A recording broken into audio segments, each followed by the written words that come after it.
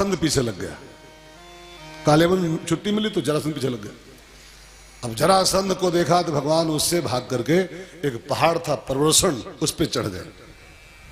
अब जरासंध ने देखा दोनों भाई चोटी बैठे हैं तो छिड़का पेट्रोल, सेना तो उसके साथ थी, पेट्रोल टोल लाया होगा। देखा दोनों भाई चोटी पर हैं, छिड़क दिया पेट्रोल पहाड़ में चारों ओर से और लगा दी आग कि बच्चा कहां भाग के जाओगे अब। दोनों भाई चोटी बैठे हो और पहाड़ चारों ओर से फूंक दिया उसने, आग बढ़नी शुरू हुई चोटी की ओर। अब उसको लगा क्या कि दोनों भाई गए, अब कैसे बचेंगे, पूरा पहाड़ बढ़ रहा है, चारों ओर से जल रहा है, चोटी बैठे हैं, कहां भाग के जाएंगे। उसको लगा हम जीत गए, यही तो उसने थोड़ा सा गलती कर दिया, मैं तो उसी दिन छुट्टी पे आया था अभी। उसको लगा हम जीत गए, अब कहां जाएंगे बच के बच्चा दोनों। अभी आग ऊपर पहुंची नहीं थी, जल रहा था पहाड़ चारों ओर से। उसको लगा हमारा काम हो गया, उन्होंने नगाड़े बजाए और चला गया, विजय के नगाड़े कि मैं जीत गया, दोनों भाई चले गए। और भगवान जलने वाले कहां हैं, बस वो दोनों भाई चोटी पर से कूदे, बगल में समुद्र था, समुद्र में गिरे दोनों भाई और तैरते हुए पहुंच गए द्वारिकापुरी। मथुरा खाली करके भगवान द्वारिकापुरी पहुंच गए।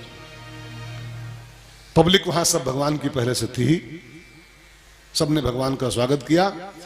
द्वारिका की गद्दी पर भगवान का राज्याभिषेक हुआ और भगवान बन गए द्वारिकाधीश।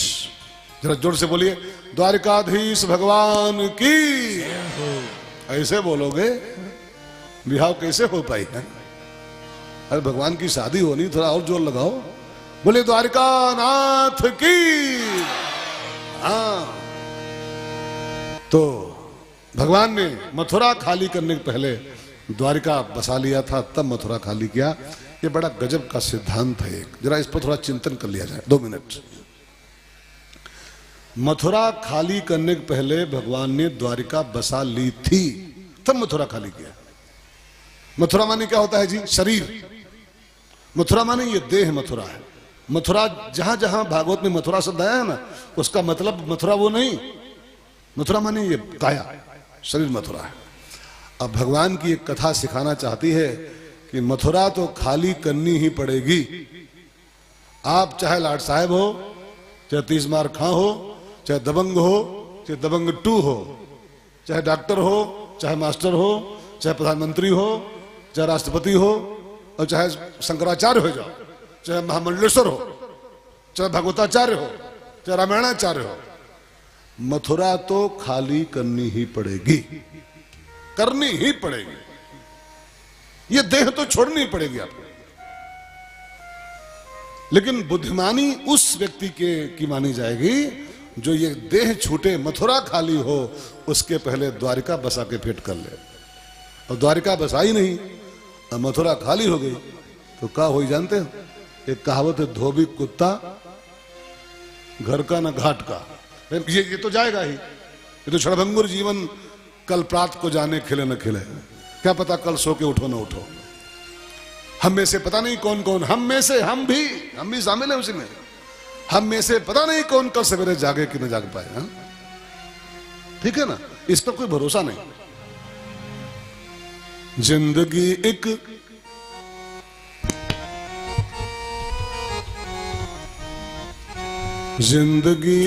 किराए का घर है, एक न एक दिन बदलना पड़ेगा। जिंदगी एक किराए का घर है, एक न एक दिन बदलना पड़ेगा। मौत जब तुमको आवाज देगी, मौत जब तुमको आवाज देगी, घर से बाहर निकलना पड़ेगा। मौत जब तुमको आवाज देगी, घर से बाहर निकलना पड़ेगा। जिंदगी एक किराए का घर है, एक न एक दिन बदलना पड़ेगा। ढेर मिट्टी का हर आदमी है, बाद मरने के होता यही है। ढेर मिट्टी का हर आदमी है, बाद मरने के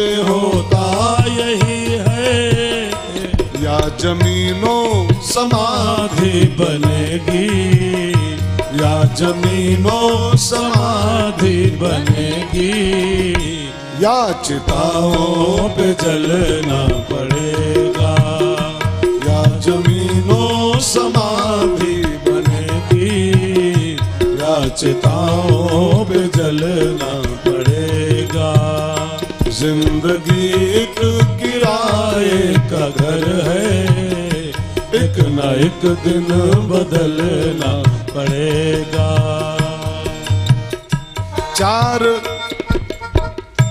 चार लम्हों की जोशे जवानी, 4 दिन की है ये जिंदगानी, 4 लम्हों की जोशे जवानी, 4 दिन की है ये जिंदगानी। ऐ पिया शाम तक देख लेना, ऐ पिया शाम तक देख लेना, चढ़ते सूरज को ढलना पड़ेगा।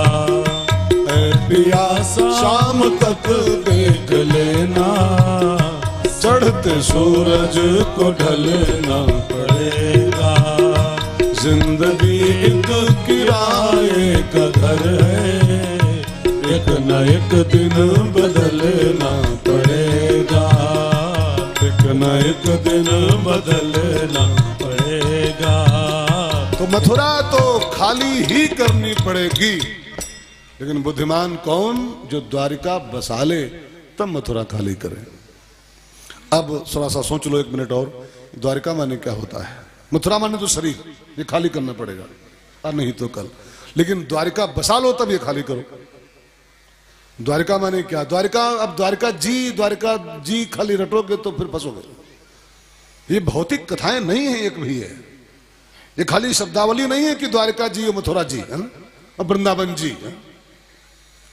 ये सब आध्यात्मिक शब्द हैं, वैज्ञानिक शब्द हैं, इनके पीछे बड़े गहरे अर्थ छिपे होते हैं। द्वारिका माने क्या समझो? द्वार प्लस का इज इक्वल टू द्वारिका। द्वार प्लस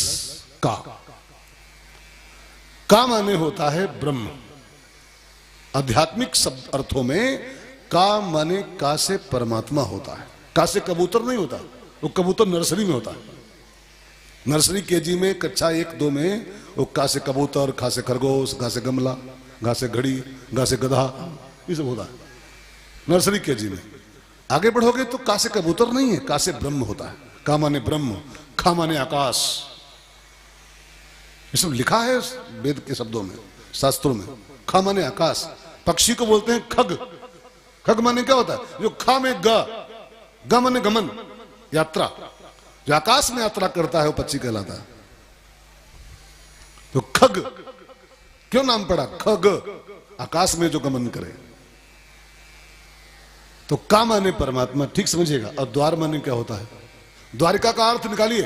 द्वारे द्वारे का, जिसके हर द्वार पर का हो, जिसका हर द्वार का से लैस हो जाए, कामय हो जाए, ब्रह्ममय हो जाए, ऐसा जीवन द्वारिका है।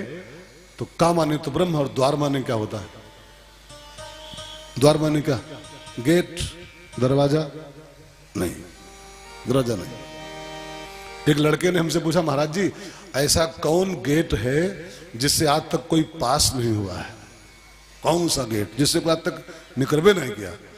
तो हमने कहा कौन सा गेट है? इंडिया गेट, बुलंद दरवाजा, कौन सा गेट? उसने कहा महाराज जी तुम कथा भले कह लेते हो लेकिन सब नहीं बता पाओगे। तो उसने कहा तुम बताओ। कहा वो उस गेट का नाम है कोल गेट। कोल गेट से आज तक कोई नहीं गुजरा है। तो हमने कहा वाह बेटा तुम हमसे आगे हो यार। कहा अच्छा ये बताओ गुरुजी ऐसी कौन कील है जो आज तक कहूं ठोकी नहीं गई है? तो हमने कहा तुम बताओ फिर बेटा। कहा वकील है। वकील वो कील है, वकील जो आज तक कहूं नहीं ठोका गया है।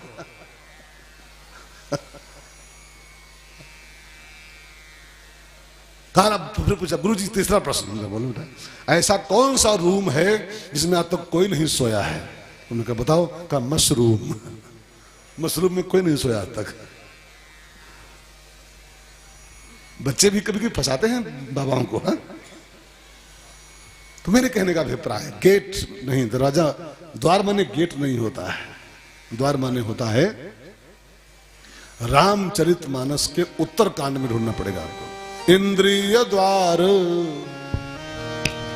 इंद्रिय द्वार झरोखा नाना, इंद्रिय द्वार झरोखा नाना, ताह ताह सुर भई करि थाना, ताह ताह सुर भई करि थाना। अब समझो आप, इंद्रिय द्वार और का माने परमात्मा, जिसकी हर इंद्रिय कृष्णमय हो गई हो, आंखों में परमात्मा, कानों में परमात्मा, जिह्वा पर परमात्मा, जिसका हर द्वार का से लैस हो गया है, का युक्त हो गया है। इंद्रिय हमारा एक एक छिद्र, एक एक द्वार हमारे जीवन का सब कामय हो जाए, ब्रह्ममय हो जाए, ऐसा ब्रह्ममयी जीवन ही कहलाता है द्वारिका। द्वारिका, द्वारिका नगरी नहीं, केवल ब्रह्ममयी जीवन द्वारिका है। ठीक है, मथुरा शरीर है, अब ब्रह्ममयी जीवन द्वारिका है।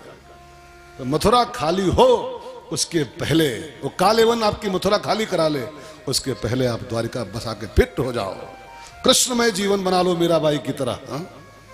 तो ये छूटे छूटे, फिर भी ये छूट जाएगा तब भी आपके पास आपका ठौर होगा, आपका एक स्थान होगा। और ये द्वारिका नहीं होगी, ये छूट जाएगा, धोबी कुत्ता हो जाओगे, न घर के न घाट के। तो भगवान पहुंचे द्वारिका, द्वारिका में पब्लिक सब थी ही, सबने भगवान का स्वागत किया, राज्याभिषेक हुआ, भगवान द्वारिकाधीश बन गए। और द्वारिकाधीश बनने के बाद भगवान ने विवाह करना शुरू किया है। अब बताओ का हुई, भगवान को द्वारिकाधीश बनावे में 10 बज गया लगभग, अभी बजा नहीं है, बजने वाला है। अब बिहाव होते होते 12 न बज जाए, हमको तो डर लग रहा है। देखो बिहाव के 2 तरीका है, ये तो चटमंगनी पट ब्याह कह दी भाई, ये भी तरीका है। चटमंगनी पट ब्याह तो भाई कहो 10:15 तक छुट्टी पा जाए, और कहो तो थोड़ा सा विधिवत विधान से विवाह कराएं, और जो विधान से विवाह कराएं तो आज 11 बज सकता है। हाँ, 11 बज जाए, कोई दिक्कत है? 11:15 द्वारकाधीश की पहली शादी रुक्मिणी मैया के साथ हुई थी, उसकी पावन कथा का श्रवण करें। उसके पहले एक भजन मुझे आज सुनाना आपको है, मैं उसको आज ही सुना था एक कैसेट में, मैं बड़ा अच्छा लगा सुनने में, तो हमने कहा हम ही गाएं, ट्राई करें आज। हाँ, तो मुझे याद तो हुआ नहीं, अब सुने आज तो होने, तो मैं लिख के लाया एक पर्ची पर। हाँ, अब पढ़े पाई जानो, हाय पढ़े में आ रहा, राइटिंग हमारी ऐसी है कि खुद या खुदा। ये तो खुद पढ़ पाएंगे तो खुदा पढ़ पाएगा, दूसरा कोई पढ़ नहीं पाएगा उसको। हमारे को डायरी चुराई ले जाए, डायरी हमारी, तो कुछ पढ़ नहीं पाई हो। तो कोई आवे हो कि महाराज जी की डायरी चुरा ली तो मजा आ जाएगी, तो खाली लेके अपना माथा पीटी हो कि मैं का लिखा है।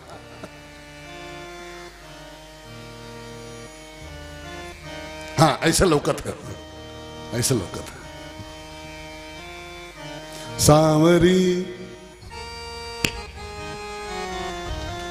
सांवरी सूरत पे मोहन दिल दीवाना हो गया, सांवरी सूरत पे मोहन दिल दीवाना हो गया, सांवरी सूरत पे मोहन दिल दीवाना हो गया, दिल दीवाना हो गया मेरा, दिल दीवाना हो गया, दिल दीवाना हो गया मेरा, दिल दीवाना हो गया, सांवरी सूरत पे मोहन दिल दीवाना हो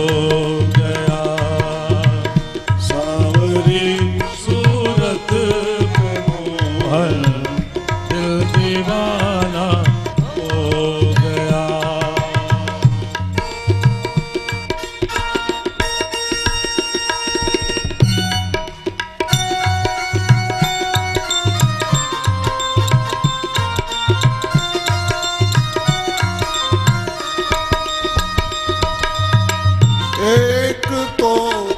तेरे नैन तिरछे दूसरा काजल लगा।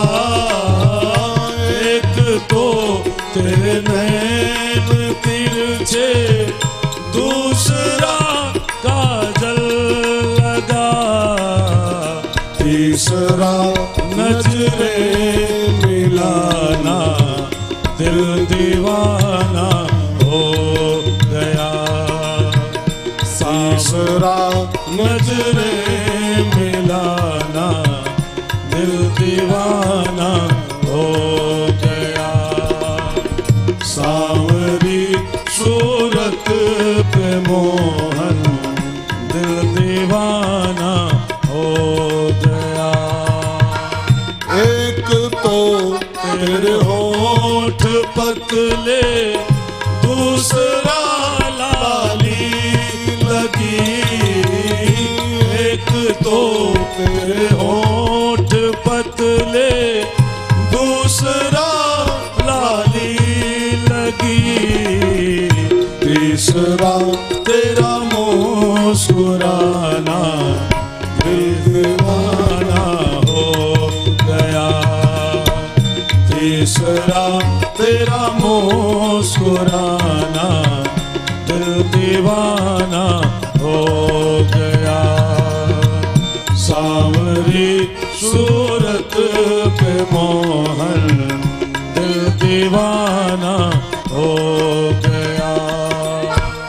एक तो तेरे हाथ कोमल दूसरा मेहंदी लगी।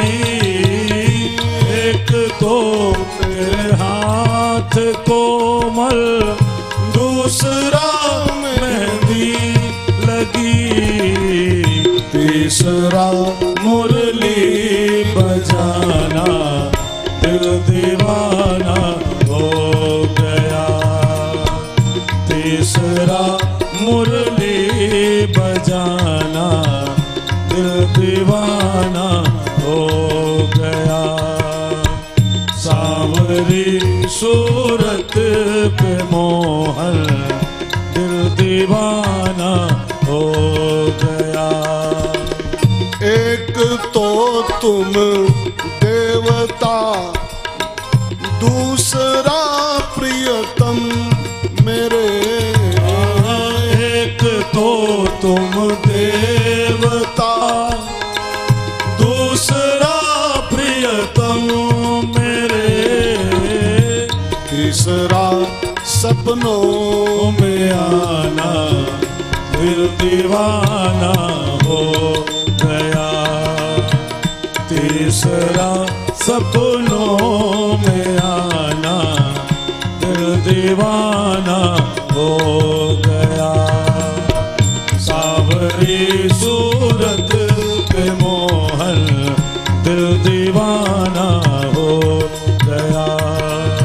सांवरी सूरत पे मोहन दिल दीवाना हो गया। अच्छा लगा हो तो ताली बजाओ, और ना अच्छा लगा हो तो फिर पहली बार गाए हैं हम, तो पहली बार गाए इसको आज। तो बिगड़ गया हो तो सॉरी, क्या है, नहीं गाएंगे आज के बाद। अच्छा लगा हो तो जय सिया राम। तो बस अब चलते हैं आज की अंतिम कथा की ओर। 10-15 मिनट में बात पूरी करेंगे और फिर महाराज जी का आशीर्वाद होगा, फिर आरती होगी। हाँ?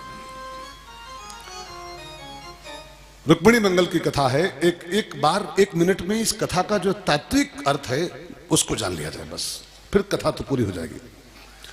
रुक्मिणी माने होता है भक्ति। देखो लक्ष्मी का अवतार है वो, और लक्ष्मी का अवतार भक्ति ही होता है। जो सीता लक्ष्मी का अवतार है, भक्ति स्वरूपा है, ठीक है ना। रुक्मिणी लक्ष्मी जी का अवतार है, भक्ति स्वरूपा है। और ध्यान देकर सुनिएगा, भक्ति तभी सार्थक होती है, तभी सफल हो। सीता हो चाहे रुक्मिणी हो, दोनों भक्ति हैं।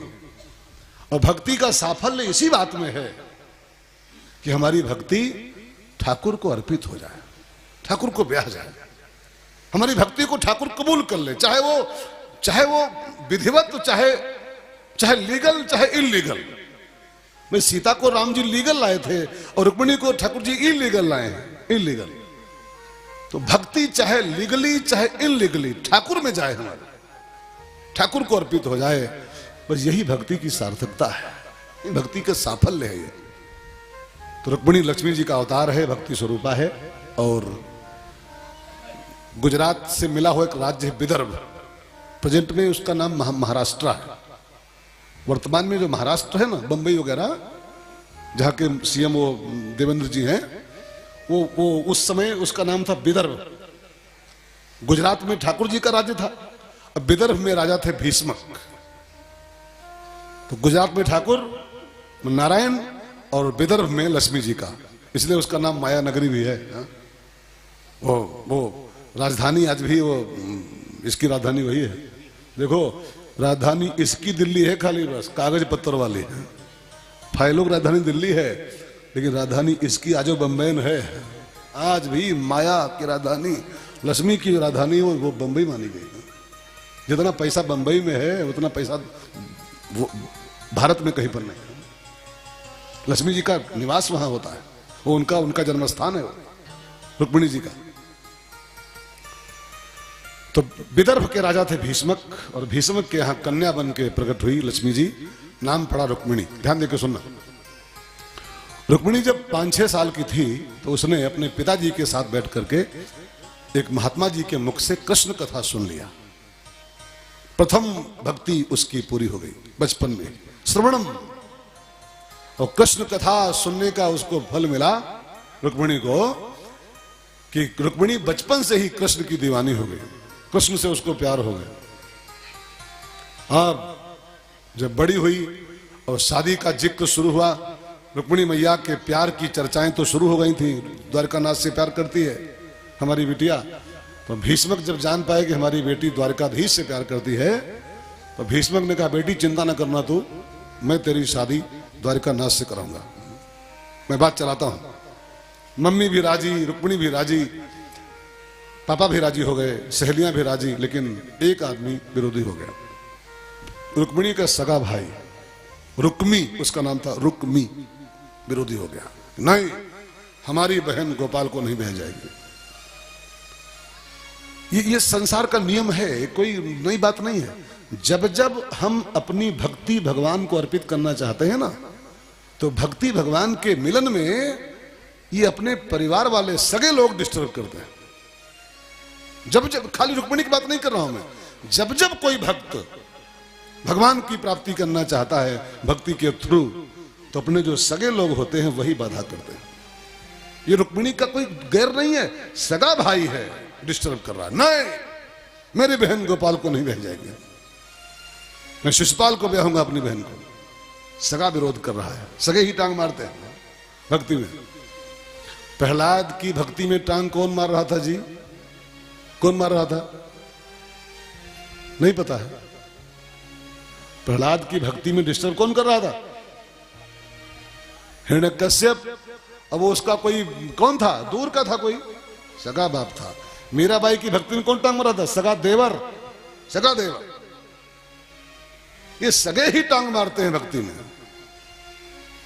भक्ति में कोई गैर डिस्टर्ब नहीं करता, सगे ही करते हैं सब। अरे कहां जा रहे हो? है दुकान का खोलो, भागवतम का रखा है, दुकान करो, पैसा लाओ, 1-2 का 4 करो, कथम क्या रखा है?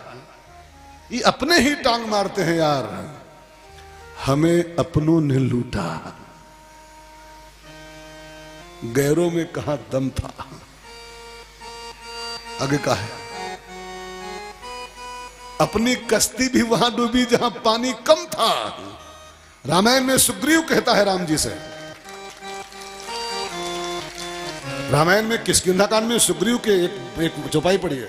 सुग्रीव कहता है, प्रभु जी तुम्हारी भक्ति में 4 वस्तुएं बाधक है। सुख संपत्ति परिवार बड़ाई, सुख संपत्ति परिवार बड़ाई, सब परिहरी करी हूं सेवकाई, सब परिहरी करी हूं सेवकाई।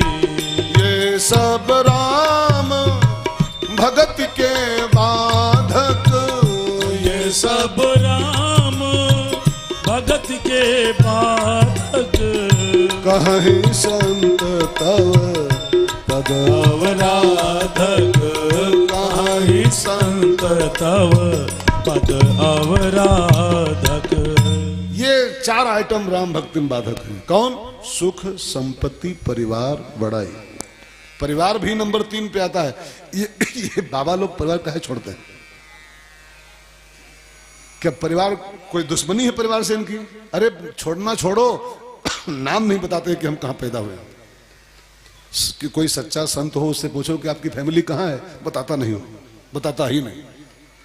जन्म स्थान कहां है, बताता ही नहीं। अगर सच्चा साधु है तो बताएगा नहीं। कोई बैर है क्या परिवार से उसका? लेकिन वो जानते हैं कि बाधक है, ये जानते हैं। परिवार ही टांग मारता है। अरे कथम का रखा है, दुकान खोलो, दुकान खोलो, गेहूं बोओ, हाँ, नौकरी करो, 4 पैसा लाओ, लोन तेल लाओ, का रखा कथा भागवत में। परिवार गैर नहीं मना करते हैं, परिवार ही टांग मारता है। रुक्मिणी का सगा भाई टांग मारना शुरू कर दिया। हमारी बहन गोपाल को नहीं बह जाएगी, शिशुपाल को बह जाएगी। और रुक्मी ने शिशुपाल को चिट्ठी भेज दिया। चिट्ठी नरेश, शिशुपाल राक्षस था।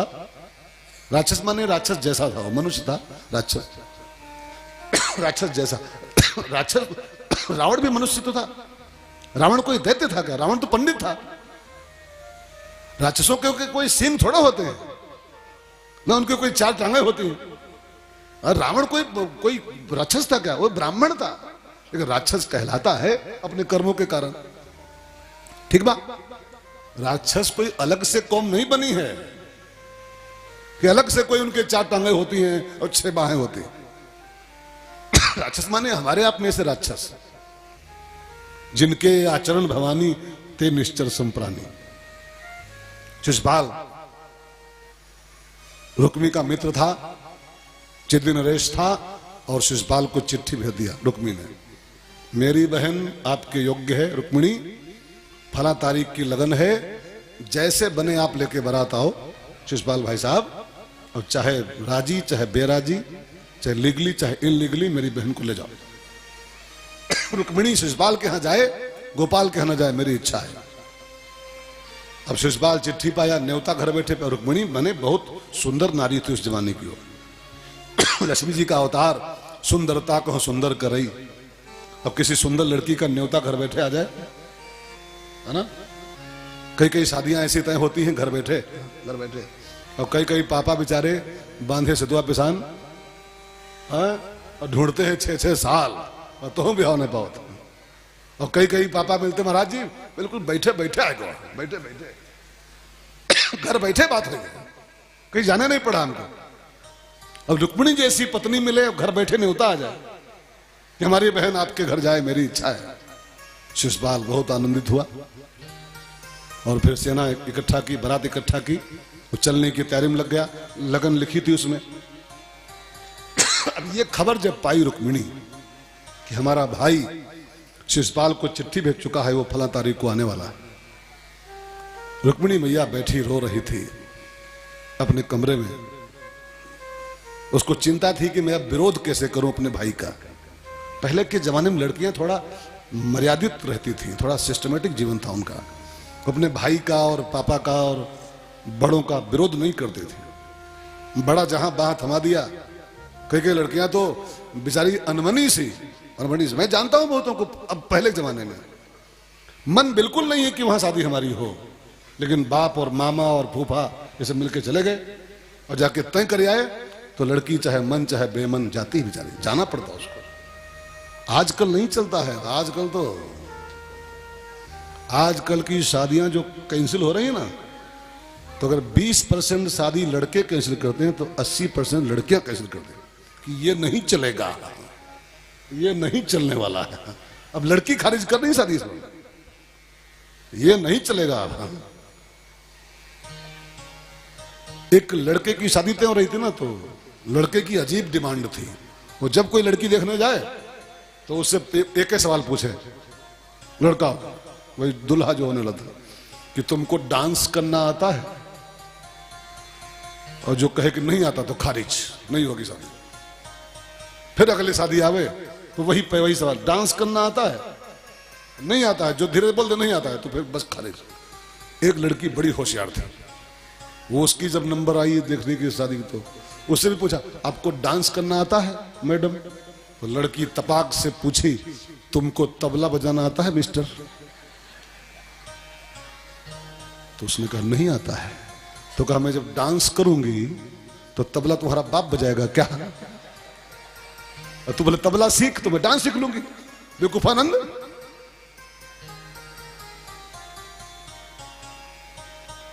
रुक्मिणी मैया बैठी रो रही थी, तब तक एक साधु उसके यहां आए। महल में अक्सर आते थे, उस महात्मा जी एक थे। उस महात्मा ने रुक्मिणी से पूछा बेटी क्यों रो रही हो, क्या प्रॉब्लम है?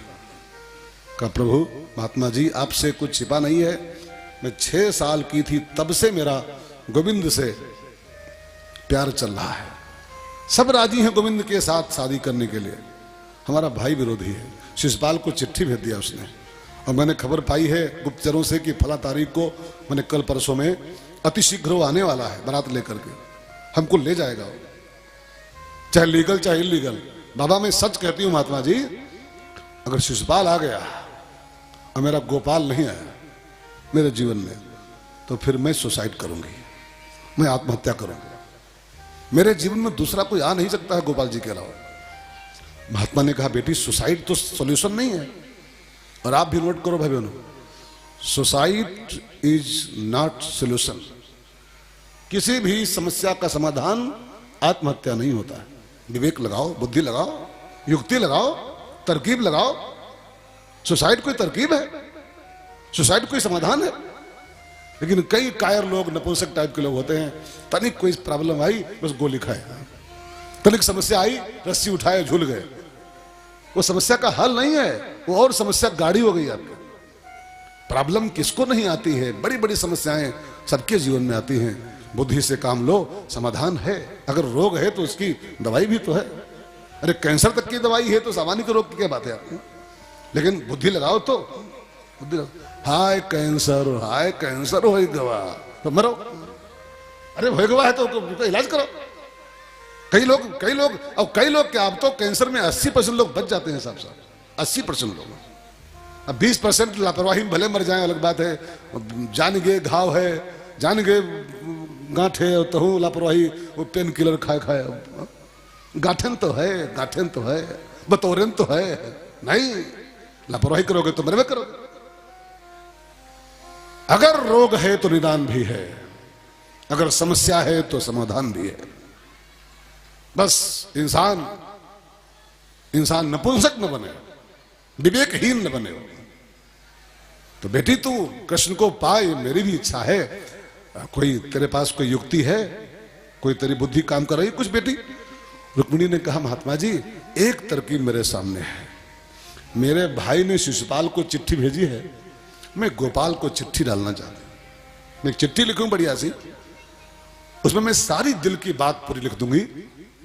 अब बस आप एक काम कर दो, केवल हमारी वो चिट्ठी गोपाल के पास पहुंचा दो, द्वारकाधीश के पास। आपको कुछ कहना नहीं पड़ेगा, सब लिख दूंगी उसमें, दिल की पूरी बातें लिख दूंगी।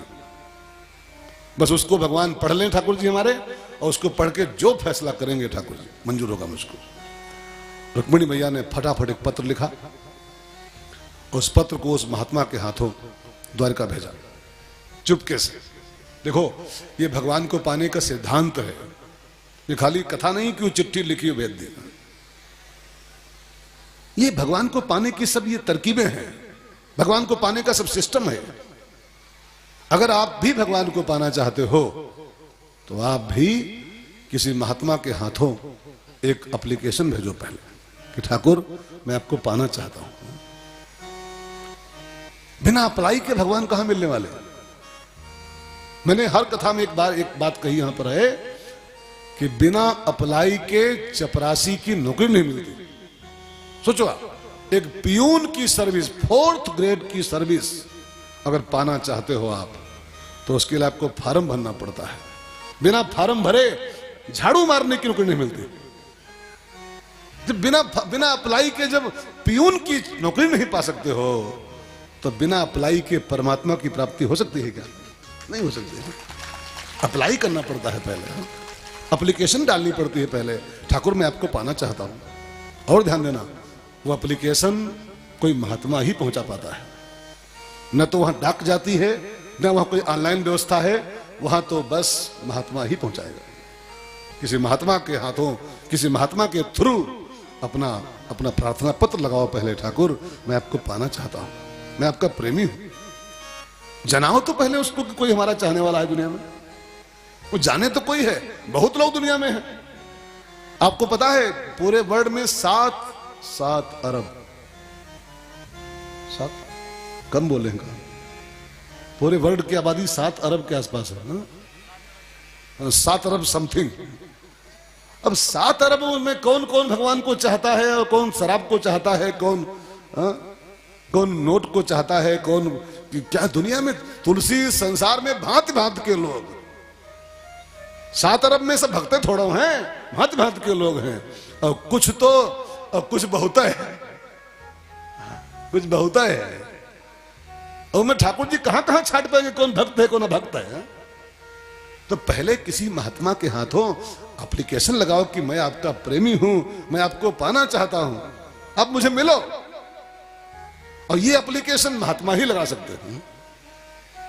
किसी भी जीव ब्रह्म के बीच जो डाकिया होता है वो महात्मा ही होता है। हमारे संतों ने कहा है एक शब्द है पुरुष, एक शब्द है परम पुरुष।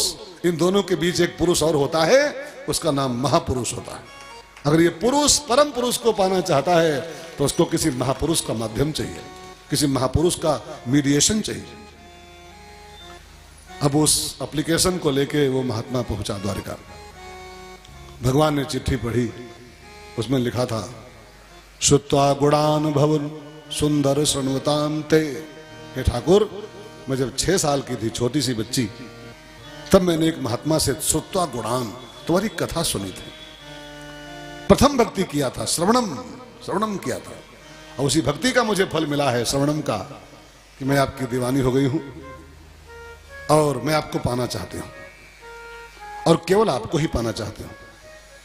मेरी इस जीवन नैया के हो पति बस हो पतवार तुम्ही। मेरी इस जीवन नैया के हो पति बस हो पतवार तुम्ही।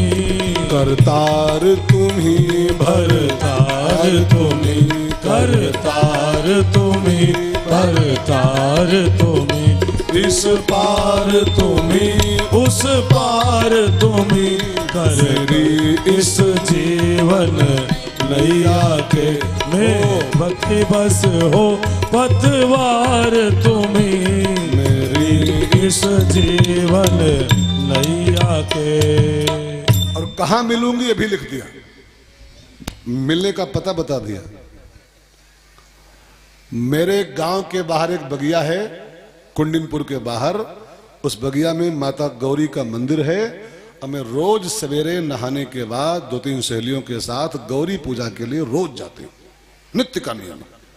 बस आप मंदिर चले आओ और सीधे हमको मंदिर से उठा लो, क्योंकि लीगली अब कुछ नहीं हो पाएगा, क्योंकि माहौल पूरा गर्मा गर्म है, भाई विरोध में है, शिषपाल आने वाला है, सब मामला पूरा टाइट है। अब ऐसे में लीगल शादी तो संभव नहीं। ठाकुर जी, मैं मंदिर में पूजा करने जाऊं, आप वहीं चले आओ और वहीं से मेरा वो कर लो, क्या किडनैप कर लो। और कोई रास्ता बचा नहीं है। लेकिन एक बात देखो बड़ी प्यारी सी, रुक्मिणी क्या कह रही है, जब मैं मंदिर में बैठी हूं पूजा कर रही हूं तब मुझको हरने आओ, तब मुझको लेने आओ। ये नहीं लिखा कि मैं जब गांधी वार्ड में भर्ती हूं, जहां तहां नली परी हो, यो नली हो नली, पता नहीं कहां कहां नली परी हो, तब लेने आओ नहीं कहा है। भाई ये भी तो समस्या है यार, बड़ी बड़ी मुश्किल है। कभी जाके देखो अस्पतालों में क्या गंदगी मची पड़ी है, कितने पीड़ा है वहां पर, कहां कहां नली घुसड़ी आती है खबर नहीं, नाकों में परी, मुंह में परी, और यहां वहां जहां तहां मत पूछो कहां कहां। अब सब बताया नहीं मिलेगा आपको, मत पूछो कहां कहां नली पड़ती।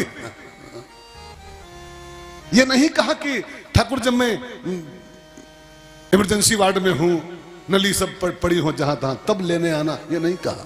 जब मैं नहा धो के और तुम मंदिर में बैठी और माला कर रही हूं, पूजा कर रही हूं, हे नाथ, तब लेने हमको आना। मैं भी आपसे विनती करूं ना, यही विनती आप भी करो, यही मांगो भगवान से कि ठाकुर इतना तो करना स्वामी, तब लेने आना।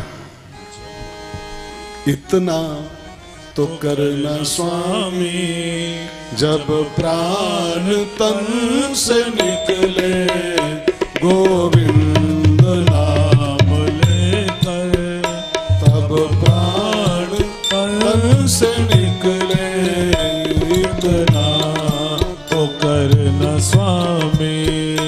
पीतांबरी कसी हो, छवि मन में ये बसी हो, पीतांबरी कसी हो, छवि मन में ये बसी हो, होठों पे कुछ हंसी हो, होठों पे कुछ हंसी हो, जब प्राण तन से निकले, इतना तो करना स्वामी। जब श्री गंगा जी का तट हो, यमुना का बंसी बट हो, श्री गंगा जी का तट हो, यमुना का बंसी बट हो, मेरा सावरा निकट हो, मेरा सावरा निकट हो, तब प्राण तन से निकले, इतना तो करना स्वामी। भगवान से मांगो कि जब मैं नहा धो के और तुम्हारे मंदिर में बैठा और पूजा कर रहा हूँ, हाथ में तुलसी का माला हो, जिह्वा पर आपका नाम हो, उसी समय चले आना प्रभु और हमको बैठालना अपने गरुड़ पर और लेके चलना, लेके चलना। ये मांगो, क्या पता सुन ले फरियाद आपकी ठाकुर। अब ऐसी मौत मिल जाए तो सीधा बैकुंठ। कई बेचारे महात्मा नहीं ऐसी मौत पाते, मतलब कि जिंदगी भर बाबा रहे, आखिरी इमरजेंसी वार्ड में गए, अब बाबा को नली परी है, नली परी, और नली परी तब बाबा मरे तो क्या मरे हैं, तब बाबा मरे तो बाबा संत लोग मरे तो तुलसी की माला हाथ में चल रही हो, अब पूजा करके चंद लगाए बैठे हो और उस समय अटैक पड़े और धीरे धीरे लुढ़क जाए, कट जाए, जय सिया राम। ऐसी विदाई हो, ऐसे ठाकुर ले जाए, उसका आनंद अपना है। रुक्मिणी यही तो कह रही है, जब मंदिर में बैठी हूं, पूजा कर रही हूं, वही मुझको लेने आ पाना। नली पड़ी हो तब तो क्या है, पता लगे सब मारे गंदगी गंदगी, हिया पता नहीं का हुआ, पता नहीं का। इमरजेंसी वार्ड, आईसीयू, पीसीयू, और तब ले गए तो कहा ले गए, ले जाओ तो मंदिर से ले जाओ, आईसीयू से ले गए तो कहा ले गए। इसलिए रुक्मिणी मैया की, और एक बात और सुनो ठाकुर, चिट्ठी में सब लिखा हुआ है, एक बार और सुन लो, अगर तुम नहीं आए बाई चांस चिट्ठी पढ़ने के बाद भी, तो फिर रुक्मिणी की मौत आएगी, दूसरा कोई नहीं आएगा, मौत मेरी आएगी। मैं दूसरा कोई पति नहीं बना पाऊंगी आपके अलावा, और मैंने आपको बिल्कुल फिक्स कर रखा है, चुन रखा है, और आपको मुझे चुनना पड़ेगा ठाकुर जी। एक बड़े प्यारे कथाकार हैं ओझा जी, रमेश भाई ओझा, मैं उनकी कथा सुनता रहता हूं अक्सर। वो बोल रहे थे कथा में कि भगवान के साथ अरेंज मैरिज का लफड़ा नहीं पालना चाहिए, भगवान के साथ तो लव मैरिज ही करनी चाहिए। अरेंज मैरिज सिस्टमैटिक शादी भगवान साथ नहीं हो पाएगी आपकी, बहुत लंबा उसकी प्रक्रिया है, यम नियम आसन प्राणायाम प्रत्याहार ध्यान धारणा, तब कहीं समाधि का नंबर आएगा, तो तब कहीं शादी हो पाएगी, तब तक मुक्ति पद पहुंच जाओगे। तो बहुत लंबी प्रक्रिया है वो, 5 यम 5 नियम 84 आसन प्राणायाम प्रत्याहार ध्यान धारणा करते करते या तो गोला नहीं तो बढ़ल पहुंचन धरे हो, या तो गोला है तो बढ़ल, वो प्रक्रिया नहीं पूरी कर पाओगे आप। जिंदगी बहुत छोटी है, लघु जीवन संबद्ध पंचदशा, और ये इतनी लंबी प्रक्रिया है जटिल की, इसके लिए हजारों साल का जीवन चाहिए यम नियम आसन करने के लिए। 50-60 साल का जीवन लेके बैठे हो खाली, इसमें वो प्रक्रिया नहीं कर पाओगे आप। इसलिए भगवान के साथ अरेंज मैरिज नहीं, भगवान के साथ सीधे लव मैरिज करो, सीधे लव मैरिज, कि मैंने तुझे चुन लिया और तू भी मुझे चुन। सुन साहिबा सुन प्यार की धुन, सुन साहिबा सुन प्यार की धुन, मैंने तुझे चुन लिया तू भी मुझे चुन। सुन साहिबा सुन प्यार की धुन, सुन साहिबा सुन प्यार की धुन, मैंने तुझे चुन लिया तू भी मुझे चुन। सुन साहिबा सुन। बस ये लाइन सफल हो पाएगी आपकी उधर उस फील्ड में, उस फील्ड में कि मैंने तुझे चुन लिया तू भी मुझे चुन। साफ सी बात है, धमकी दे दो उसको, नहीं मिले तो फिर मौत मेरी आएगी सीधे। बस देहम व पातयामी ध्रुव की तरह, कार्यम व सिद्धयामी, मैं तेरे दर पे आया हूं, झोली भर के जाऊंगा और या मर के जाऊंगा, बस तीसरा कोई ऑप्शन मेरे पास नहीं है। भगवान ने चिट्ठी पढ़ी, भगवान बहुत खुश हुए, तुरंत रथ रेडी किए और पंडित जी को जो लाए थे चिट्ठी साथ में लिया और बिना किसी को चर्चा किए, बिना कोई बात किए किसी से भगवान पहुंच गए कुंडिनपुर। भीष्मक ने स्वागत किया और संजोग की बात कन्हैया का स्वागत हो ही रहा था कुंडिनपुर में। उसी दिन शाम को शिशुपाल लेके बारात आ गया और शिशुपाल ने जो ये न्यूज पाई, खबर, सब सीआईडी लगे रहते ना पहले से। जब कोई राजा मंत्री कहीं जाता है तो ऐसे नहीं जाता है सीधे, उसके पहले उसका सब पूरा अमला पहुंचता है, वो कैमरा और वो मशीन वो चेक करने वाली बम तो नहीं कहीं रखा है, उसके सीआईडी उसके सब इंस्पेक्टर सब पहले पहुंचते हैं, पहले पूरा सब तामझाम देख लेते हैं, तब फोन करते हैं ओके, तब आते हैं मंत्री जी के। ऐसे आते हैं क्या? ऐसे आते हैं क्यों गोरखपुर में बाबा? हाँ बाबा ऐसे नहीं गोरखपुर आते हैं, वो पहले आते थे, अब थोड़े से आते हैं, पहले पुलिस आती है, पहले सब कैमरा आते होंगे, क्या क्या मशीन आती होंगी, तब बाबा कहीं उतरते होंगे पीछे से। हाँ? मेरे कहने का भाव ये है, खाली बाबा मत रहिएगा, थोड़ा और समझिए बात को। शिशुपाल की पूरी टीम पहले आई हुई, राजा था वो। अब सीआईडी वाले खबर दिए, राजन वो कन्हैया पहले आ चुका है आपसे, आप तो अब आए हो, कन्हैया 1 घंटा पहले आ चुका है द्वारकानाथ। अब कन्हैया आ चुका है ये खबर शिशुपाल ज्यों पाया वो कांप उठा। जरासंध ने कहा भाई साहब कांप क्यों रहे हो? मार्च में जाड़ा कहाँ है, कंबल ओढ़ते हो? मार्च में कहां जाड़ा होता है? अब तो अप्रैल लगने वाला है कल से। कल आपको मैं एक न्यूज दूंगा बहुत बढ़िया। कल अपनी कथा में एक ऐसा आदमी आने वाला है जो जिसको देखने के लिए करोड़ों लोग तरसते हैं।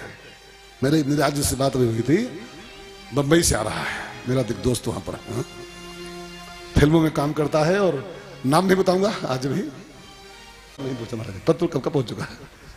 भगवान आ चुके हैं, ये बात शिशुपाल जो सुना कांप उठा। भाई साहब आज तो भी 31 मार्च है, तुम कांप क्यों रहे हो? जाड़ा कहां है? शिशुपाल ने कहा जाड़ा नहीं है, लेकिन हमको जूड़ी आ रही है। तो जूड़ी क्यों आ रही? तो खबर आई है कि वो कन्हैया पहले से आ चुका है द्वारका कुंडिनपुर में। क्यों? तो इसमें जूड़ी कौन बात है? अरे शादी विवाह है, कामकाज है, बहुत लोग आते हैं, आया होगा, बगल का राजा है आया होगा, कोई कार्ड वार्ड भेजा होगा तो आए होंगे, क्यों डरते हो तुम? का शिशुपाल ने कहा जरासंध भैया तुमको नहीं पता है, वो पैदाइशी चोर है, जन्मजात चोर है वो। हमको डर लग रहा है कि माखन चोर, चीर चोर, रुक्मिणी चोर न हो जाए, पता लगे दुल्हा बन के हमारे पगड़ी बांध के और ले जाए कोई और। हमको डर इस बात का है। जरासंध तलवार निकाला। शिशुपाल भाई साहब डोंट वरी, हम लोग किस मर्ज की दवा है? हम लोग खाली तुम्हारी शादी में दाल भात खाने नहीं आए हैं। मौका लगेगा तो हम लोग युद्ध कर देंगे, खून की नदी बहा देंगे, जान लगा देंगे अपनी। उसकी हिम्मत है उस चोर की तुम्हारी पत्नी को छू ले? निश्चिंत रहो, हम लोग हैं आपके साथ। शिशुपाल को राहत मिली, रात बीती, ज्यों त्यों राहत में ही रात बीत गई कि चलो बाराती अच्छे हैं। भोर हुआ, रुक्मिणी की मां ने कहा बेटी तूने रोज गौरी मां की पूजा किया है, आज तेरी शादी का दिन है, दुल्हा तेरा आ चुका है नगर में, बारात भी आ चुकी है, कन्हैया भी आ चुका है, ये नहीं बोली तेरा दुल्हा आ चुका है, तेरी शादी होगी भी, अपने घर जाएगी। तू जा गौरी की पूजा कर ले आज और फिर तेरी शादी हो जाए। रुक्मिणी मैया 2-4 सहेलियों के साथ गौरी पूजा के लिए मंदिर की ओर चली। तो शिशुपाल को शंका तो थी ही रात से ही, कल से ही, कि रुक्मिणी जा रही है गौरी पूजा के लिए मंदिर, गांव के बाहर अकेले। वो पहले से टिका हुआ है और कहीं मंदिर से उधर उधर उधर उधर लेके मामला पार कर जाए तो हमारा क्या होगा। तो शिशुपाल ने अपनी पूरी सेना और स्वयं सब साथी बराती रुक्मिणी के पीछे लग गए। सब लोग ये जहां भी जाए, जिस मंदिर में जाए, ये पूजा करे और हम लोग इसकी सिक्योरिटी करेंगे, वो भी दफा 144 के साथ, 144 के साथ, परिंदा भी पर न मारने पाए। रुक्मिणी मैया आई, गौरी मंदिर में पूजा करने को घुसी और मंदिर वो तो मंदिर के अंदर गई माता जी रुक्मिणी मैया, और शिशुपाल की पूरी सेना मंदिर के सामने जो मैदान था उसी मैदान में सब तैनात हो गए। सब अपना अपना पोजीशन ले लिए, ट्रिगर पर अंगुली बंदूक के, और दफा 144 धारा। मैया अंदर पूजा कर रही है, बाहर सेना तैनात है। मैया रुक्मिणी ने माता गौरी के चरण पकड़े, कहा मां बचपन से लेके आज तक तेरी पूजा मैंने किया है और कभी कुछ मांगा नहीं तुझसे मैंने। आज ये तेरी बेटी तुझसे अपनी सारी पूजा का फल मांगने आई, पूरी पूजा का फल मुझको मेरे श्याम से मिला दे। मुझको मेरा पति रूप में श्याम चाहिए, बस कन्हैया चाहिए। मंदिर में एक हल्की हल्की आवाज गूंजी, बेटी चिंता मत कर, तेरा पति मंदिर के पिछवाड़े ही खड़ा है, रथ लिए, तुझको तेरा कन्हैया ही ले जाएगा, ये हमारा पक्का वादा है। कहा अरे माता जी सामने पूरी सेना खड़ी है और दफा लगी 144, ट्रिगर पर सबकी अंगुली है, घोड़वा पर। हा? कैसे बेचारा कन्हैया, मान लो आया भी होगा सिंगल कन्हैया तो क्या करेगा उसमें। कहा तू पूजा करके बाहर तो निकल बेटी, अभी चमत्कार देखना मेरा, ये सेना होना सब ढेर हो जाएगी। अब बस रुक्मिणी मैया गौरी मां के आदेशानुसार पूजा करके और मंदिर के बाहर जो बरामदा था वहां खड़ी हुई, सामने सेना मैदान में, बरामदे में मैया रुक्मिणी, और एक निगाह जो डाली सेना पर मैया ने, उनके चेहरे से जो तेज निकला, जो चमक निकली रुक्मिणी जी के चेहरे से, कि शिशुपाल और उसकी पूरी सेना की आंखें उस चमक को बर्दाश्त नहीं कर पाई और सबकी आंखें, वो क्या होता है ना, चौंधिया गई, चकाचौंध हो गई, सबको दिखाई पड़ना बंद हो गया तेज के कारण। और जब तक सब आंखें ठीक करें तब तक कन्हैया रथ लेके आया मंदिर के सामने, रुक्मिणी की बाह पकड़ी, रथ में सवार किया, ले गए। और जब तक आंखें धोए लोग, आंखें धोए, तब तक भगवान निकल गए गोला पहुंच गए। अब शिशुपाल जब आंखों की ठीक किया धो धाय के देखा वो कन्हैया गोला पहुंचने वाला है, वो चिल्लाया अरे जरासंध भाई पड़े हो, ले गयो, मोर बांध के हम आए, पकड़ी बांध के ले गयो कोई और। अब क्या हुई, हमारा नाक कट गई अबरे तो। जरासंध ने भगवान का पीछा किया पूरी सेना के साथ। उधर से सामने से बलदाऊ आ रहे थे। बलदाऊ इसलिए आ रहे थे, बलदाऊ को जब पता चला ना द्वारिका में कि वो गया है रुक्मिणी को उठाने के लिए कुंडिनपुर, अकेला गया है कन्हैया छोटा भाई मेरा, और कोई लीगल काम तो है नहीं, इलीगल काम है किसी की बिटिया उठाने जाना, कोई जायज काम तो है नहीं। अब मान लो वहां घिर गया दुश्मनों में और बिटिया उठाने में बड़ा लफड़ो तो सकता है, गोली चल जाए, कहूँ मारपीट हो जाए तो, युद्ध हो जाए तो अकेला क्या बनाएगा। तो बलदाऊ पीछे से चल चुके थे वहां से, पीछे। अब भगवान भागते जा रहे थे, बलदाऊ सामने से आते जा रहे थे, जरासंध पीछा कर रहा था। अब बस ये सब कॉम्बिनेशन बना, और जब भगवान ने देखा सामने से बलदाऊ आ रहे हैं सेना के सहित, तो बलदाऊ को देखते ही ठाकुर एक लिंक रोड पकड़ लिए, हाईवे छोड़ दिए, राम जानकी मार्ग, हाईवे छोड़ के एक कोलिया में चले गए, छोटी पतली रोड में। और बलदाऊ से कहा अरे बलदाऊ भैया तुम्हारे होते क्या हो रहा है, इसका बड़ा भाई हलधर हो और उसके पीछे लोग पड़े। बलदाऊ ने कहा कन्हैया तू चुप हो जा, मेरा जलवा देख, मेरे होते तुझको कौन चिंता पड़ी, डोंट वरी, तेरा बड़ा भाई आ गया। और बलदाऊ ने अपना हल उठा के हल, और जो दौड़ाया हल अपना सेना के ऊपर घुमाया, एक के राउंड में जरासंध की पूरी सेना सलाद हो गई है, सब गाजर मूली की तरह कतर के और प्लेट में सजाए के ले। और सेना पूरी सलाद बना दिया बलदाऊ भैया ने। जरासंध बचे, 2-4 लोग पीछे बचे, खाली मुख्य सेना आगे होती है, मुख्य लोग पीछे होते हैं। मुख्य लोग आगे नहीं होते हैं, सैनिक आगे होते बेचारे हैं कि बम बम फटे तुम्हें जूझो पहले हैं। अब मुख्य लोग पीछे थे, वही सब मुख्य बचे। तो जरासंध ने कहा भाई साहब एक कहावत सुने हो शिषपाल भैया? का क्या?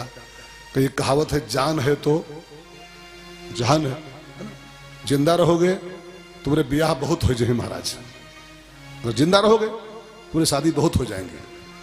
और जो तनिक देर चूके यहां खड़े रह गए और जो एक राउंड और घुमा दिया बलदौआ ने, तो जैसे ही कतरे पड़े हैं ना, अबे कतरे पड़े हुए होंगे। इससे बढ़िया है जिंदगी रहेगी, तुम्हारी शादी बहुत हो जाएंगी, भागो भाई साहब यहां से। बलदाऊ बड़ा खुखार है। शिषपाल ने कहा यार नाक कट जाएगी जरासंध भाई, दुल्हा बन के हम आए और नाक कट जाएगी हमारी। तो जरासंध ने कहा नाक कट जाएगी तो उसका सॉल्यूशन है, प्लास्टिक सर्जरी करा के हम लोग ठीक कर लेंगे उसको। हा? लेकिन जो मुंडी कटी तो कोई उपाय नहीं है, सीधे मुक्ति पथ के पहले। हा? इसलिए भागो, नाक जाने दो, मुंडी बचाओ। अब जब मुंडी का सवाल आया तो शिषपालों भाग लिया, सब भागे। सामने से रुक्मी आ रहा था पीछे पीछे तलवार लिए। रुक्मी माने रुक्मिणी का बड़ा भैया।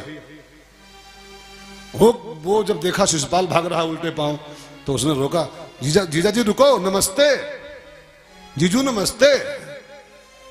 शिषपाल तो पूरा जरम लोन लग गया उसके। उसने कहा बेवकूफ, मैं तेरा जीजा नहीं हूं। क्या मतलब? करीब तेरी जीजी को ले गया कन्हैया तो तेरा जीजा मैं कैसे हुआ बेवकूफ? तेरा जीजा तो वो हो गया, लेके भागा जा रहा है। अब रुक्मी तलवार लेके भगवान के पीछे लगा।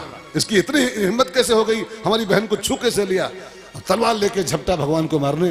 भगवान ने पैतरा बदल के उस तलवार को छीन लिया और फिर उस रुक्मी की वो दुर्गति किया भगवान ने। जान से नहीं मारा, उस साले को जान से मारे, वो जीजा 2 कौड़ी का है।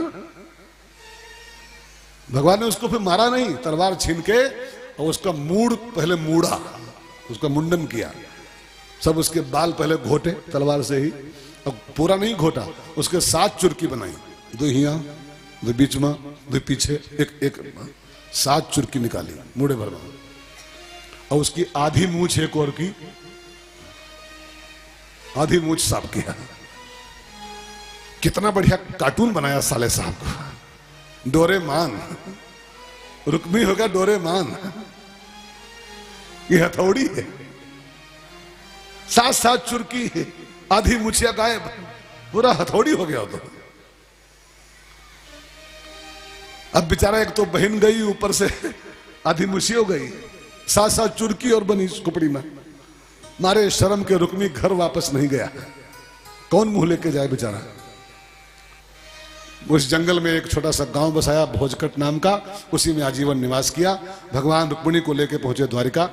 उद्धव जी से कहा वृंदावन जाओ, हमारे माता पिता को वहां से लाओ, मैया बाबा को। जब तक माता पिता नहीं आएंगे हम शादी नहीं करेंगे ठीक से। उद्धव जी गए वृंदावन, नंद बाबा से कहा बाबा चलो आपके बेटे की शादी है, वो आपको बुलाए हैं।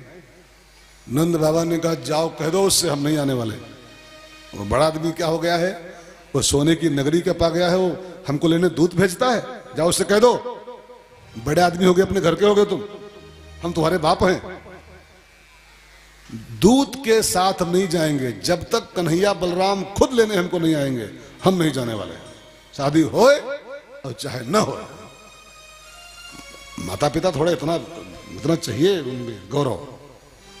कोई बेटे का फंक्शन हो, जब तक बेटा खुद लेने ना है जाना मत करिए, जाना। फोन पे गए तो लानत है आपको, लानत है। बर्थडे हो चाहे परडे हो, मम्मी पापा फोन पे पहुंच जाए बेटे का, तुमको थू। बेटे की गर्ज हो तो गाड़ी लेके खुद आवे और ले जाए तब जाना। इतना तो आत्म गौरव, इतना तो आत्मसम्मान रखो अपने पास यार। वो चाहे डीएम हो जाए चाहे प्रधानमंत्री हो जाए। प्रधानमंत्री भी अपनी मां से मिलने जाता है मौका पड़ने पर, और जाके उसके हाथ की खिचड़ी खाता है। हाँ, और तनिक पीसीएस तक के लिए मम्मी बर्थडे है चली आओ, फोन अब कर आओ पट में। हाँ, मुंह जले। तू एसडीएम का हो गया तो मुझको फोन करता है, लेने आ तब आएंगे, लेने मुझको आ। भगवान मना कर दिए नंद बाबा की, जाओ कह दो हम नहीं आने वाले, खुद आएंगे तब जाएंगे। तब लिखा है भागवत में कि भगवान स्वयं रथ लेके पहुंचे वृंदावन, और रथ एक नहीं, रथ ले गए सैकड़ों, क्योंकि सबको लाना था उनको। फिर मैया को, बाबा को, गोपियों को, ग्वालों को, सबको रेडी किया भगवान ने। तमाम रथ लेके गए ही थे, सबको सवार किया और पूरे अपने प्रेमियों को लेके पहुंचे द्वारका।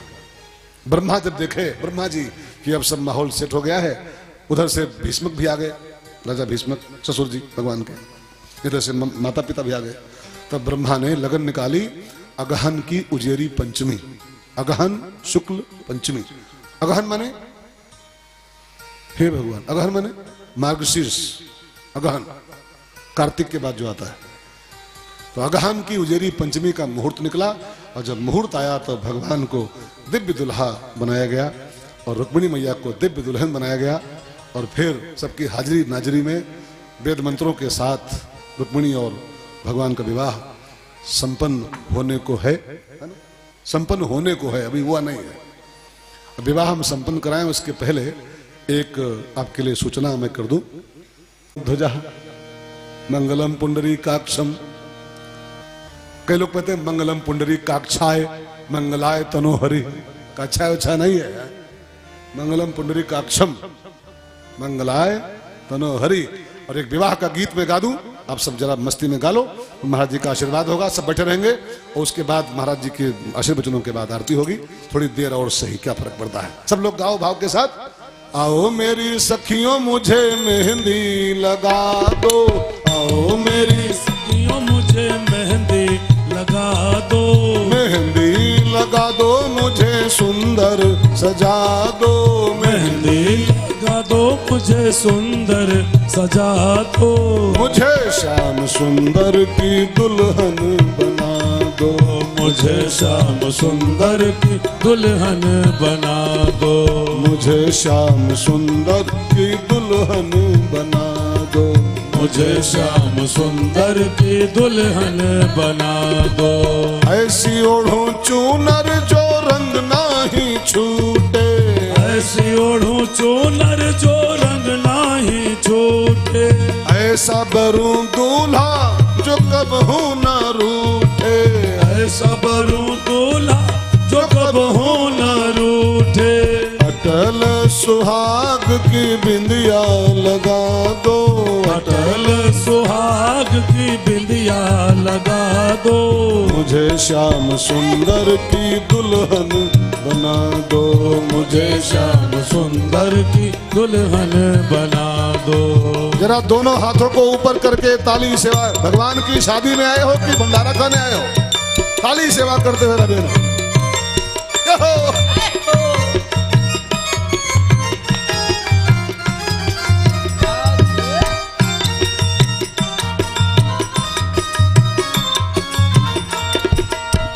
बांध के घुंघरू मैं उनको रिझाऊंगी, बांध के घुंघरू मैं उनको रिझाऊंगी, लेके एक तारा मैं श्याम श्याम गाऊंगी, लेके एक तारा मैं श्याम श्याम गाऊंगी, आके मेरी मोतियों से मांग सजा दो, आके मेरी मोतियों से मांग सजा दो, मुझे श्याम सुंदर की दुल्हन बना दो, मुझे श्याम सुंदर की दुल्हन बना दो।